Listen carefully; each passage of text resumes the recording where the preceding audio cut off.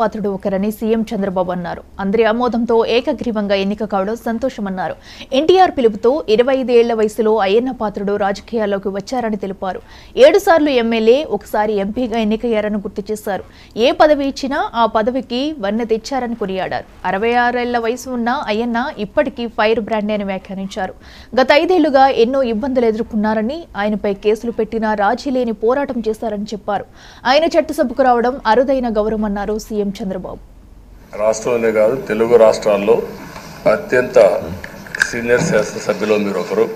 BC నేతగా గుర్తింపు ఉన్న మిమ్మల్ని నేడు శాసనసభ అధ్యక్ష పదవిలో చూడడం చాలా సంతోషంగా ఉంది. అధ్యక్ష,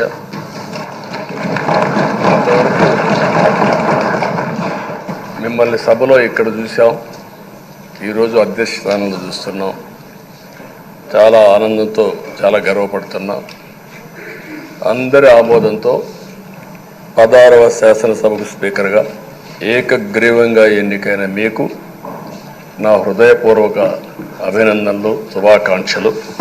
ఎమ్మెల్యేగా, ఎంపీగా, మంత్రిగా తెలుగు రాష్ట్రాల్లో తనకంటూ ఒక ప్రత్యేకమైన ముద్ర వేయగలిగారు.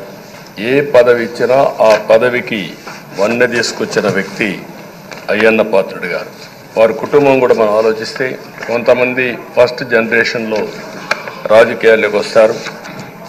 అయ్యన్న పాత్రుడు గారిని చూస్తే 6 దశాబ్దాలు రాజకీయ చరిత్ర కలిగిన కుటుంబం.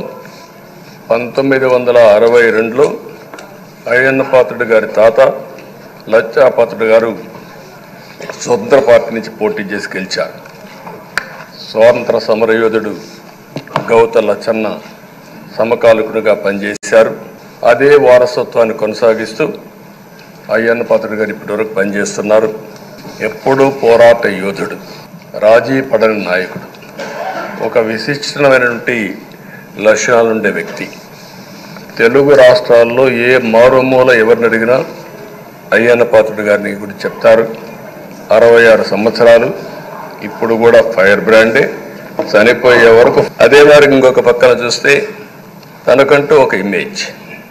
అదే సమయంలో లాయల్టీ ఫ్యాక్టరీలో కరుడు గట్టిన పసుపు యోధుడుగా పార్టీలో ఇంతవరకు ఉంటారు. అది ఆయన ప్రత్యేకత.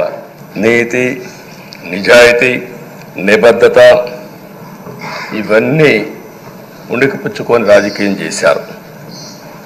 42 సంవత్సరాలు. ఇప్పుడు చాలామంది ఫస్ట్ టైం వచ్చేవాళ్ళు ఉన్నారు, కొంతమంది రెండోసారి వచ్చేవాళ్ళు ఉన్నారు. 42 సంవత్సరాలు ఒక నియోజకవర్గం అంటె పెట్టుకుని నర్చర్ చేసి 7 సార్లు గెలవడం అనేది ఒక అరుదైన అనుభవం. చాలామందికి 2-3 సార్లుగా ఫెట్టెక్కి వస్తుంది. అక్కడి నుంచి మనుషులు మారిపోతూ ఉంటాం. అలాంటి సందర్భంలో ఎప్పుడు కూడా రాజీ పడకుండా పనిచేశారు.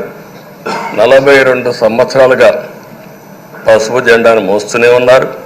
పార్టీని కన్న తల్లిగా భావించే నాయకుడు, పోరాట యోధుడు. ఎప్పుడు కూడా రాష్ట్రంలో అభివృద్ధి చేయడమే కాకుండా ఉత్తరాంధ్ర అభివృద్ధి కోసం, ప్రత్యేకంగా విశాఖపట్నం అభివృద్ధి కోసం ఎనలేని కృషి చేసిన నాయకుడు అయ్యన్న పాత్రుడు గారని చెప్పి కూడా నేను మీకు తెలియజేస్తున్నాను. ఇంకొక పక్కన ఉత్తరాంధ్ర సుజల స్రవంతి, విశాఖపట్నం, విజయనగరం, శ్రీకాకుళం నీళ్లు కావాలి, గోదావరి నీళ్లు రావాలి, ఆ ప్రాంతం కూడా బాగుపడాలి, మా కరువు ప్రాంతానికి నీళ్లు కావాలని వెనకబడి క్యాబినెట్ మినిస్టర్గా దాన్ని శాంక్షన్ చేయించిన వ్యక్తి అయ్యన్న పాత్రుడు గారు. దానికి మనస్ఫూర్తి. ఇవి బులెటిన్ అప్డేట్స్. Keep watching 99.